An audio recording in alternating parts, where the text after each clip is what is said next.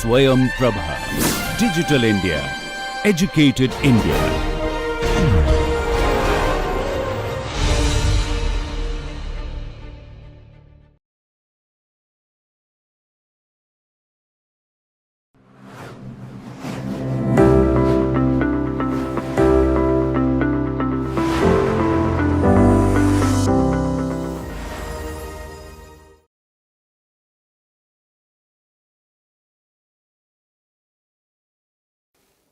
Hello dear students. In our last class, we saw about a very innovative building material called as bioluminescent paints. We saw how it is a very environmental friendly option and alternative. We saw its application, and we also saw that a lot of research still needs to be done in that domain. Today we will see two innovative building materials. One is milk paints and another is recycled plastics. And we will see how these two have been integrated into architecture. So today we will see about milk paints first and then recycled plastics next. So what are milk paints?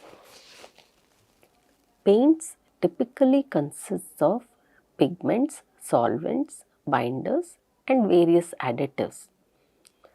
Depending on the type of paint, which could be acrylic, oil-based, alkyl, etc., the components will change. Regular paints typically have high volatile organic compounds or VOC content. These are not good either for the environment or human beings, because human beings should not be exposed to this kind of paints for prolonged periods of time, as it can cause health issues. Conversely, milk paint is derived from natural pigments and basic elements such as clay, lime and milk protein or milk casein. It is a zero VOC paint because these natural earth pigments are safe for the environment. These paints are non-toxic and they do not release any offensive aromas or smell or fumes or any odor. These are ideal for spaces, especially where children occupy them. Let us briefly look at the history of milk paints. Now, colonial American artists have traveled the new territories in quest of inspiration, bringing paintbrushes and lime with them. So, an artist would get milk from a nearby farm to dilute their paint once they found a scene or an object to paint.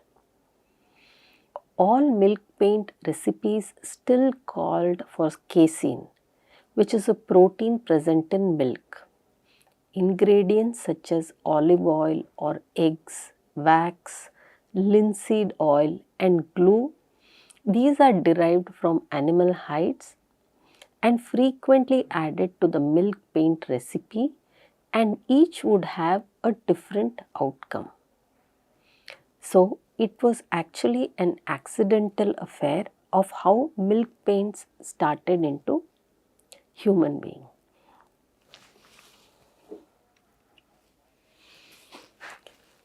Now, paints were first packaged in metal cans with a tight fitting lid during the American Civil War era. The commercialization of paint manufacturing started with this breakthrough. Large amounts of paints may now be produced fast and shipped across the nation. The use of milk paint decreased as a result of the produced paint's oil basis.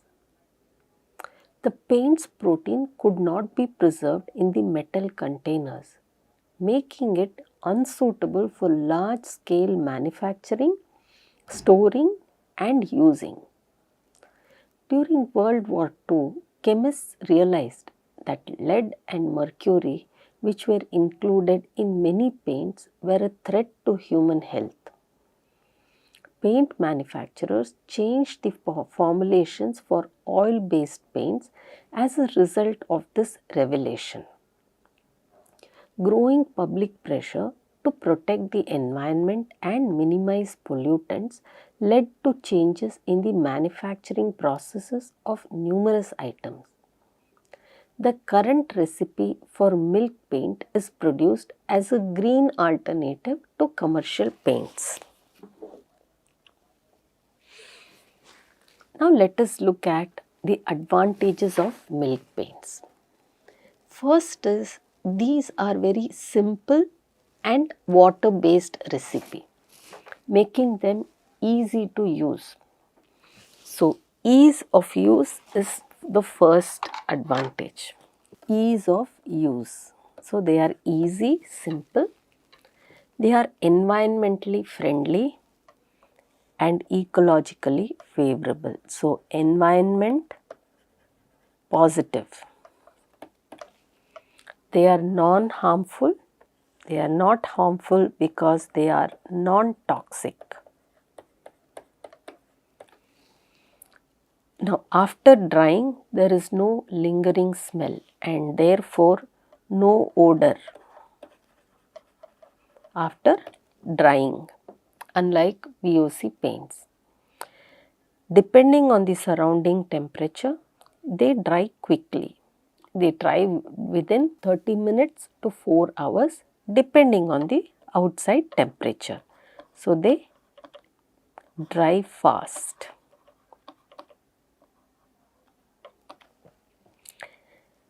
And also they provide a breathable coating.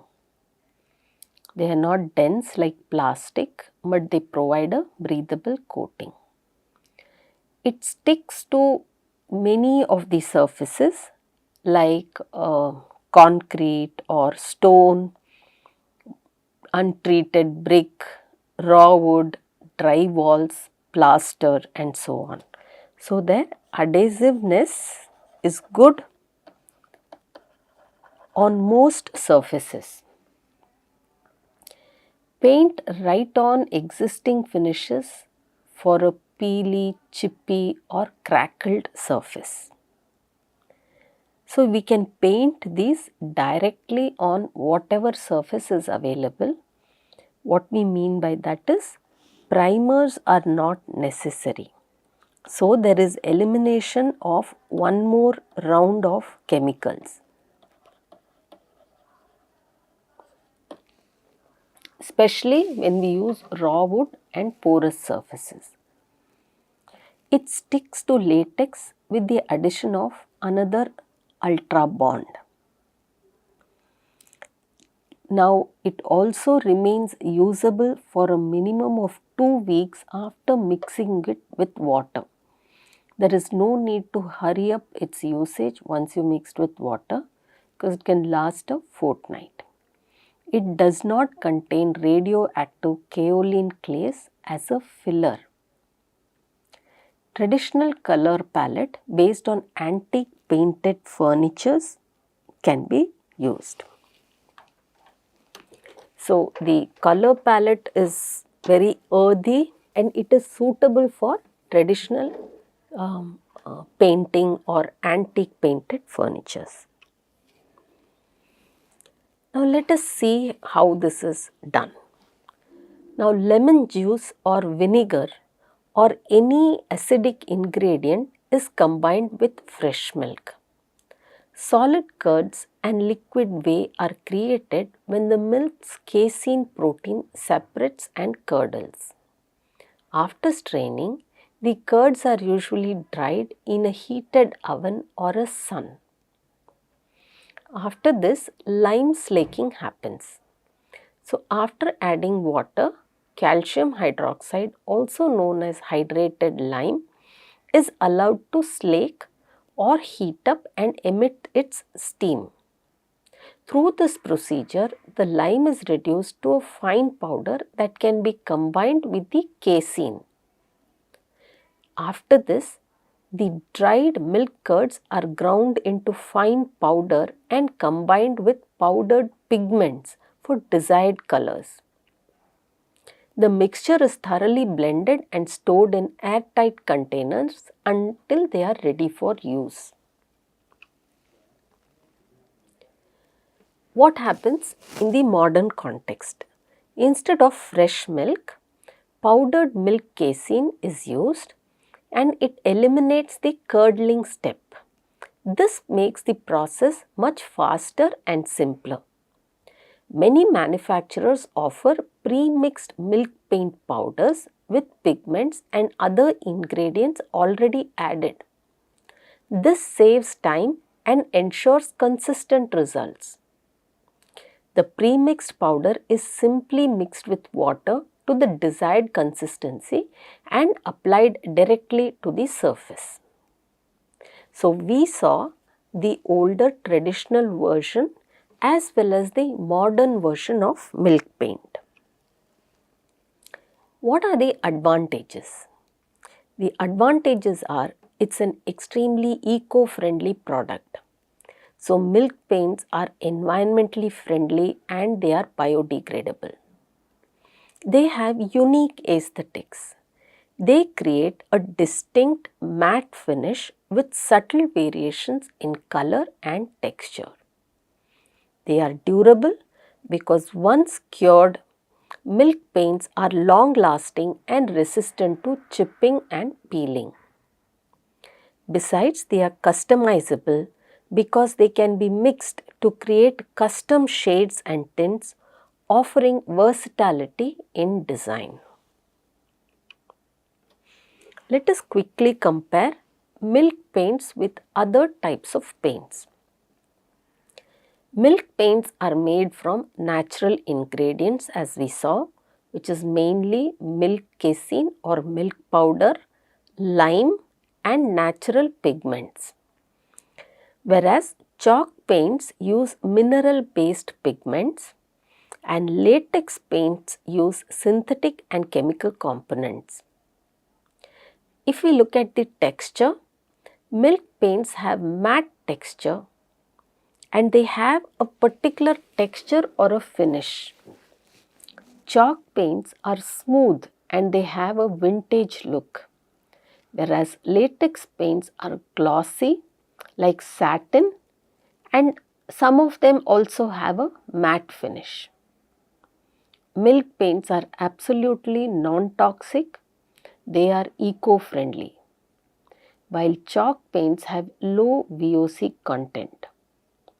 Latex paints have potential VOC emissions. So, from environmental point of view, milk paints are the best to be used, especially when we are dealing with spaces where children and elderly reside. So, with this, we come to an end of milk paints. But in this class itself, we will see about recycled plastic. Let us look at recycled plastics. Now, polymers are the primary constituent of a broad variety of synthetic or semi-synthetic materials known as plastics. Plastics may be molded, extruded or pressed into solid objects in a variety of shapes. This is due to their flexibility. Its widespread use is a result of its adaptability as well as a host of other qualities such as being lightweight, strong, flexible and affordable to make. Most plastics are produced using industrial systems. So, plastics are made from compounds based on fossil fuels such as petroleum or natural gas.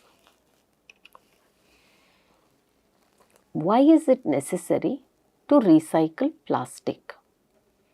Plastic makes up a huge part of our solid waste. Right from the first thing we do in the morning, which is picking up our phone, to brushing our teeth, we are involved with plastic. Plastics take a long time to break down. Plastic pollution is a major problem and a huge problem. Recycled plastic can be put to good use. Plastic recycling also conserves a lot of energy. Let us look at the mechanical recycling of plastics. So, the process of recovering plastic waste by mechanical procedures such as sorting, washing, drying, grinding, regranulating and compounding is known as mechanical recycling. Because mechanical recycling does not alter the material's chemical makeup, polymeric materials can be reused and recycled repeatedly, closing the loop. Only recovered high-value plastics such as those found in milk jugs or water bottles are subjected to this technique. The best waste streams for mechanical recycling are those that can readily produce huge volumes of clean plastic of one type. The environmental advantages of using recycled materials instead of virgin ones typically surpass the environmental costs associated with their collecting, sorting, transportation and recycling processes. Additionally, the potential profits from selling recycled materials may offset these expenses. We also have the chemical recycling of plastics. The process of transforming polymeric waste into materials that can be utilized as raw materials for the production of plastics or other products involve altering its chemical structure. This is known as chemical recycling. These basic building components have the properties of virgin or brand new resin because they can occasionally be endlessly repolymerized. There are several ways in which the change can take place, but none of them include fire or burning plastics. So, this can be used to plastic garbage such as chip bags and chocolate wrappers that would otherwise be burned or disposed of in a landfill. Let us now look at the energy recovery. Now, certain products cannot be recycled using the technologies available today. These used non-recyclable plastics are transformed into a variety of beneficial goods, including fuels and power, through the process known as energy recovery. The quantity of waste sent to landfills would be greatly decreased by using plastics for energy recovery. So, what are these processes? First is pyrolysis. Non-recycled plastics can be converted via pyrolysis into synthetic crude oil, which can then be refined into waxes, heating oil, diesel fuel and gasoline. Thermal treatment. The process of burning a variety of non-recycled materials to create steam for the production of electricity is known as thermal treatment. Third is gasification. Through the process of gasification, non-recycled materials are transformed into syngas or synthetic gas, which can be utilized to generate electricity or transformed into fuel or chemical feedstocks. Refuse derived fuel or RDF is a solid fuel made from solid waste that hasn't been recycled, such as garbage. Fuel obtained from refuse can be utilized to generate electricity and power heavy industry machinery like cement kilns. Let us now look at recycled plastic as a building material. Plastic is becoming an essential component of human life and cannot be thrown away without proper disposal or recycling techniques. Imagine the number of human beings on earth and the number of plastic toothbrushes that are being used and the number of plastic toothbrushes that are being discarded. When humongous amount of plastic gets discarded, we need to be a little reasonable and understand its recycling. Utilizing plastic trash as building material can help make the most of it and lessen the negative effects on the environment. Compressed dirt bricks filled with shredded plastic garbage. These are compressed earth bricks reinforced with shredded plastic waste made with PET bottles that have been crushed to a size of less than 6.3 millimeter and compressed with soil. When compared to regular compressed earth blocks without PET waste, the compressive strength of the blocks rose by 244% and 389% respectively, with 1% of 6.3 millimeter plastic reinforcement.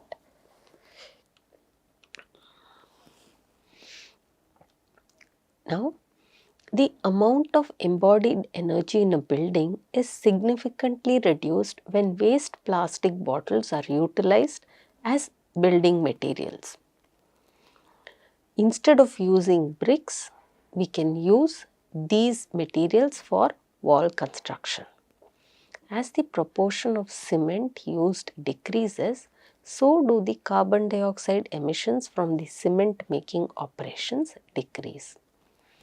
The Samarpan Foundation, which is a New Delhi based organization, focuses on ecological and environmental issues, demonstrated that their unique approach to building homes utilizing PET bottles as bricks and fish nets for reinforcement could resist earthquakes up to 9.8 on the Richter scale. In addition, the dwellings have other advantages, including being fireproof, comfortable during winter, simple to build, and very sustainable.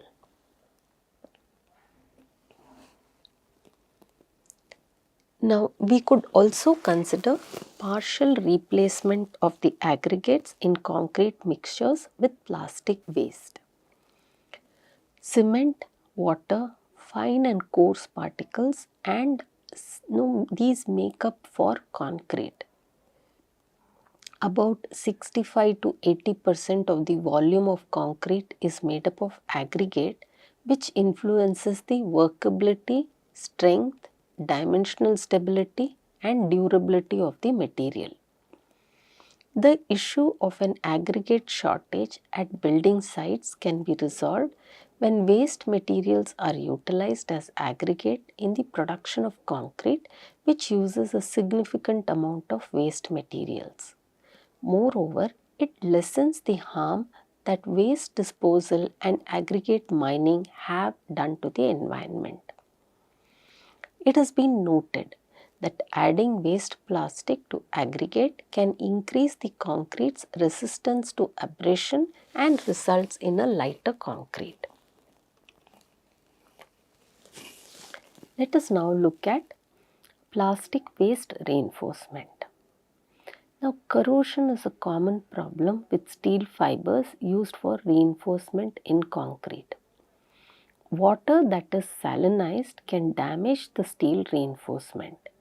Numerous studies utilizing carbon fiber reinforced plastic or CFRP have been carried out on concrete beam samples to examine the use of plastic reinforcement. This is formed into bars and strips and placed in the same way as the RCC structure's steel reinforcement. By utilizing plastic waste as reinforcement, corrosion and cracks were avoided. Additionally, it improved the concrete elements' durability and structural stability. The dry processed method is used to use plastic debris in road construction projects, because using recycled plastic in building material in the form of using it for construction of roads can greatly relieve the stress on environment, considering the amount of roads that we build. This method adds the plastic trash to the bitumen prior to mixing it with the aggregate. This procedure has been used in India's Pradhan Mantri Gram Sadak Yojana rural road construction projects. Tamil Nadu was the first state to start trials in this area, and as a result, a standard methodology and national guidelines for the use of this method in road construction projects were developed. The results showed that no flaws were discovered in these roads even after a 5-year guarantee had expired.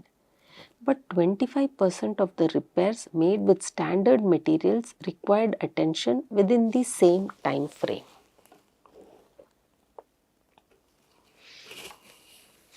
Let us now look at a case study where plastic bottles have been used for building.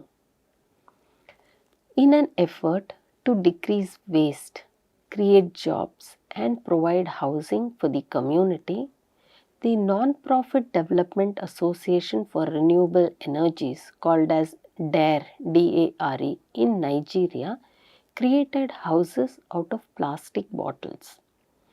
Over 14,000 throwaway bottles have been reused by DARE to build homes in a community.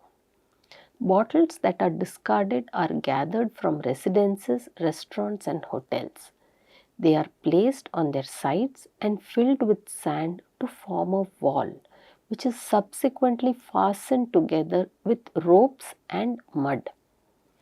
According to reports, the resulting bottle wall can survive earthquakes and even gunshots, and it is 18 times stronger than one built with ordinary bricks. Because it can be built for as little as 1/3 the cost of traditional house, this sustainable construction technology also provides a more economical option. The initiative delivers a social benefit in addition to a sustainability benefit by generating employment possibilities too. We will now look at another case study of a recycled plastic house in Karnataka.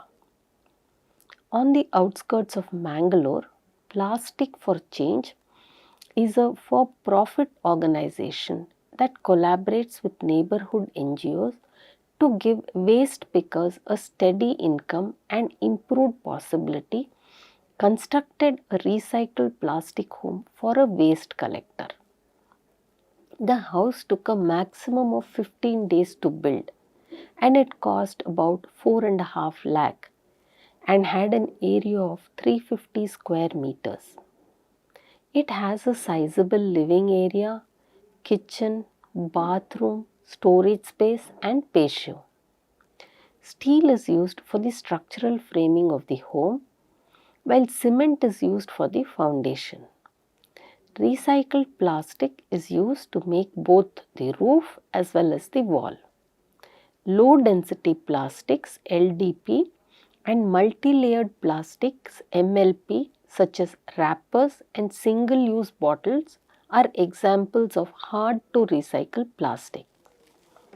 25 kilograms of recycled plastics are used to make each panel, and up to 1,500 kg of plastic were prevented from ending up in landfills. With care made to ensure that the house does not overheat in the summer, the predicted 30-year lifespan of the structure is maintained. For the benefit of the other community members, The organization intends to construct hundreds of these homes. In conclusion, there is no doubt that it is challenging to totally eliminate plastic use from our daily life. Consequently, it may be applied as creative replacements for building materials, significantly lowering global environment and ecological pollution.